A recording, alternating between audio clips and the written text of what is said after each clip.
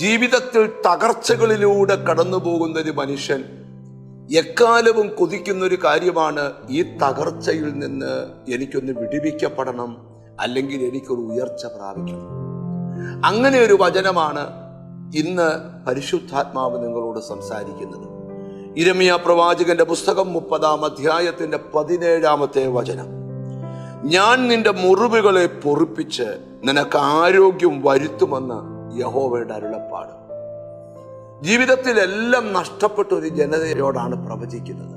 ആരാധന നഷ്ടപ്പെട്ടു, ആലയം നഷ്ടപ്പെട്ടു, പട്ടണം നഷ്ടപ്പെട്ടു, വാഗ്ദത്ത ദേശം നഷ്ടപ്പെട്ടു, സകലതും നഷ്ടപ്പെട്ടു പരാജയം എന്ന പടുകുഴിയിൽ വീണുകിടക്കുന്ന ജനത്തോട് പറയുകയാണ്, നിന്റെ മുറിവുകളെ ഉടനെ ഞാൻ പൊറുപ്പിക്കും.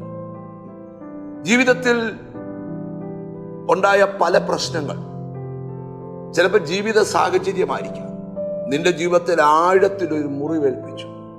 വർഷങ്ങളായി ആ മുറിവിൻ ചുമന്നുകൊണ്ട് നടന്ന് നീ കരയുകയാണ്. എനിക്കൊരു വിടുതലില്ല, എനിക്കൊരു ഉദ്ധാരണമില്ല, എനിക്കൊരു ഉയർച്ചയില്ല എന്ന് പറഞ്ഞ് സങ്കടപ്പെടുന്നവരോട് കർത്താവ് പറയുക, നിന്റെ മുറിവുകളെ ഉണക്കുവാൻ സമയമായിരിക്കുക. ബൈബിൾ നമ്മൾ പഠിക്കുമ്പോൾ സ്തോത്രം, ലൈഫിൽ മുറിവേൽക്കപ്പെട്ട ധാരാളം പേരുടെ മുറിവുകളെ ഉണങ്ങിയതായിട്ട് ബൈബിളിൽ നമുക്ക് പഠിക്കുവാനായിട്ട് കഴിയും. എന്നാൽ അതിനോട് ചേർന്നൊരു ചിന്ത കൂടെയാണ് ഈ വാക്യത്തിനകത്ത് പരിശുദ്ധാത്മാവ് കുറിച്ചിരിക്കുന്നത്.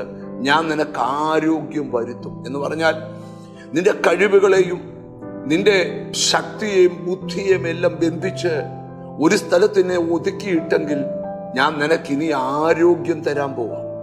സ്തോത്രം എന്ന് പറഞ്ഞാൽ നിന്നെ ദൈവം ഒന്ന് സ്ട്രെങ്തൻ ചെയ്യാൻ പോകുകയാണ്, കരുത്തനാക്കാൻ പോകുകയാണ്.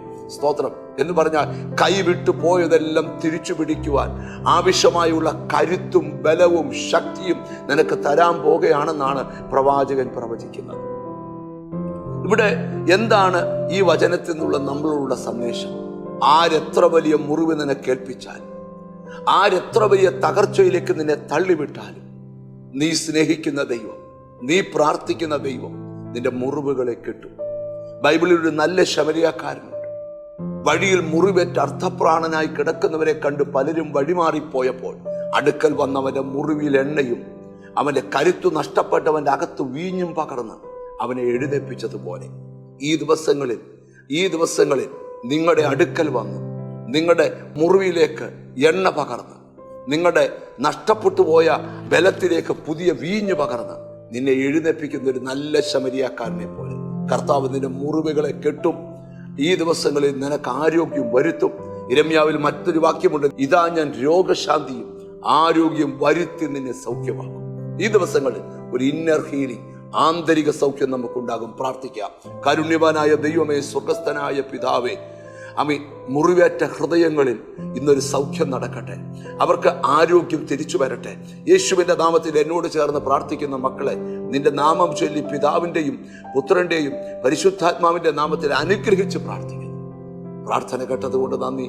യേശു ക്രിസ്തുവിൻ നാമത്തിൽ തന്നെ ആമേൻ. ഈ ദിവസങ്ങളിൽ തകർച്ചയിൽ നിന്ന് ദൈവം നിന്നെ ഉയർത്തും. God bless you.